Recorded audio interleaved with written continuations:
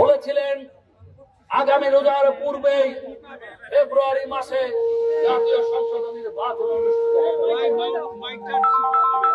Commission থেকেও এই বার্তা জনগণের কাছে দিয়েছেন।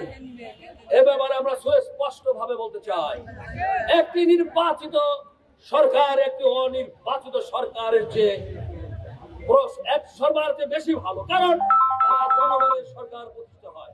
একটি অনির্বাচিতকালীন সরকার বেশি দিন টিকে থাকতে পারে না।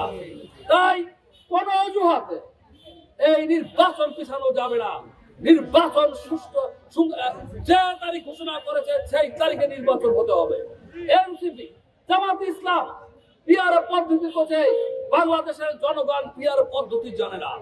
আমরা বলেছি প্রচলিত আইনে, প্রচলিত সংবিধানে যেভাবে রয়েছে সেভাবে নির্বাচন হবে এবং নির্বাচন হবে ফ্রি, ফেয়ার এন্ড ক্রেডিবল। এবং আমরা ইনক্লুসিভ একটা নির্বাচন চাই। সবাই একত্রে আমরা অংশগ্রহণকে উৎসব মুখর পরিবেশে আগামী দিনে এদেশের মানুষ নির্বাচনকে উৎসব মনে করবে, সেই নির্বাচন চাই।